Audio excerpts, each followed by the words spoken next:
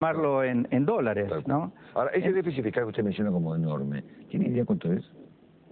Y yo calculo que puede ser arriba de los 50.000 millones de pesos, ¿no?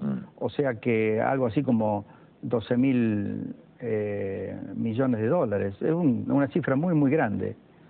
Mucho más grande que cualquiera de los déficits fiscales de la década del 90, ¿no? Y los déficits fiscales de la década del 90 se producían después de haber eliminado muchos impuestos, por ejemplo, no cobrar retenciones. Sí. En aquel entonces no estaba el impuesto al cheque, que estuvo nada más que por un año, lo pusimos en el 91, pero lo eliminamos en el 92, después lo recreamos en el 2001, pero como pago a cuenta de IVA y ganancias, ¿no? Como un impuesto independiente. O sea que en la década del 90 habíamos eliminado muchísimos impuestos.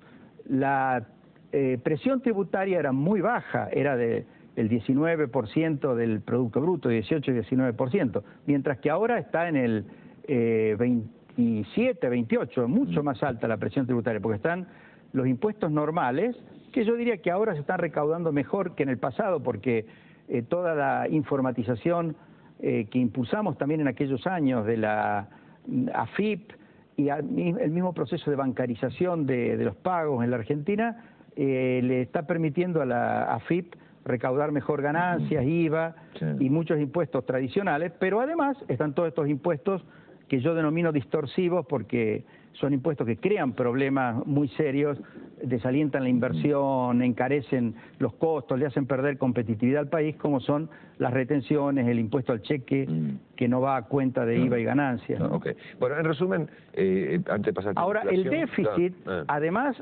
es mucho mayor a lo que muestran las cuentas, porque se está produciendo el mismo fenómeno que se produjo al final del gobierno de Alfonsín, en la década de los 80, y por las mismas razones. Se está acumulando una deuda enorme con los jubilados, porque no cumplieron con las leyes jubilatorias, en particular los jubilados que cobran o que debían cobrar arriba del mínimo, desde el año 2002 hasta el 2008, prácticamente no le ajustaron las jubilaciones. Todos esos jubilados, con justa razón, recurren a la justicia. Ya ha salido un fallo, el caso Badaro, que dice que tienen que darle 88% de aumento a todos esos jubilados para compensar por los aumentos que no se dieron hasta diciembre del 2006, pero después siguieron 2 años más sin darse aumentos. Así que ahí hay una bola de nieve muy grande, porque no solo una vez que se convaliden las sentencias que van saliendo, tienen que ajustar las jubilaciones hacia adelante, sino que tienen que reconocer la deuda por lo no pagado. El mismo problema que heredamos a principios de la década del 90 y que resolvimos en el año 91 y 92 con la emisión de nada menos que 18.000 millones de pesos o dólares en bocones previsionales. Que eso, lo que hacen las cuentas de la deuda, dicen que es aumento de la deuda de la década de los 90. No, esa era una deuda que se había acumulado en la década de los 80 por incumplimiento de las leyes jubilatorias, que se consolidó y se contabilizó en la década de los 90. Lo mismo le va a pasar al próximo gobierno, porque que se va a ir en diciembre del 2011, va a dejar también una enorme deuda con los jubilados, con sentencias, en muchos casos firmes, obligatorias de ser cumplidas. Pero además están demorando los pagos con proveedores y contratistas. También demoran pagos de subsidios que se han comprometido a dar. Se está formando ahí una deuda flotante muy grande, a nivel nacional y en las provincias.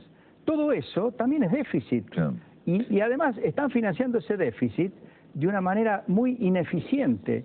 Porque, por ejemplo, en la medida en que demoran la devolución del IVA a los exportadores o no le pagan los subsidios que deberían pagarle a empresas a las que le obligan a vender a precios por debajo de los costos, o en la medida en que no le pagan a proveedores y contratistas, le están quitando capital de trabajo y fuentes de financiamiento interno a esas empresas, con lo cual esas empresas van a parar inversiones o van a tener dificultades para mantener el ritmo de producción porque no van a tener capital de trabajo. Es la peor forma de financiar un déficit. Mucho mejor sería que sinceraran la situación y que, bueno, si tienen que emitir dinero, que emitan dinero, Pero mucho mejor que eso sería que recreen un clima de confianza que lleve a que haya crédito interno y crédito externo para financiar el déficit fiscal. Bueno, siendo entonces, doctor Cavallo, que tenemos una situación fiscal a su juicio y a juicio de muchos observadores muy complicada, y que el procedimiento que usted propone para usar reservas no se va a utilizar, sino que más bien vamos al decreto finalmente o a una ley, ¿no es cierto? Este formato, ¿qué consecuencias puede tener para la economía? Bueno, que se pague la deuda usando reservas en principio, en la medida en que no se está cometiendo un acto ilegal y no crea un conflicto de poderes, es una cosa normal. Sí. Ahora, la cuestión es el financiamiento del déficit y la magnitud del déficit. Y para mí hay otra espada de Damocles, que es el tipo de cambio o el precio del dólar. ¿Por qué?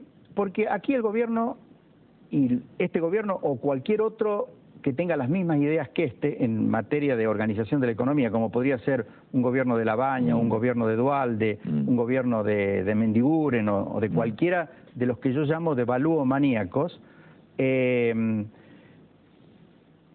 gobiernos, por ejemplo, creen que el problema de la inflación el problema principal de la inflación es que quita competitividad a la industria y a la agricultura y a los sectores productivos. No, el problema de la inflación es que es una fábrica de pobres, crea cada vez más pobreza.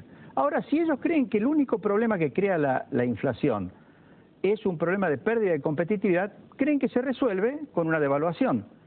Ahora, lo que no se dan cuenta es que la causa última de la inflación es la devaluación. Porque hemos tenido desde el 2002 hasta ahora más o menos un 250% de inflación efectiva o 300% de inflación efectiva. Porque en el 2002 el precio del dólar prácticamente subió de 1 a 4. Después bajó a 3, pero ahora está cerca de 4 de nuevo. Entonces,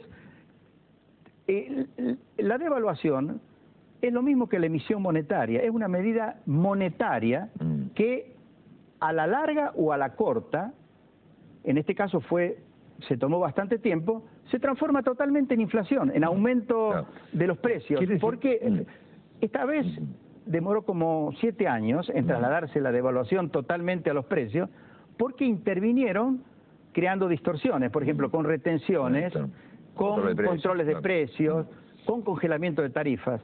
Pero justamente todas esas distorsiones tienen un efecto boomerang, porque desalienta la inversión en esos sectores, luego cae la producción y se da la paradoja que se da ahora, que ahora no hay suficiente leche para abastecer el mercado interno, así que olvídese de exportar productos lácteos.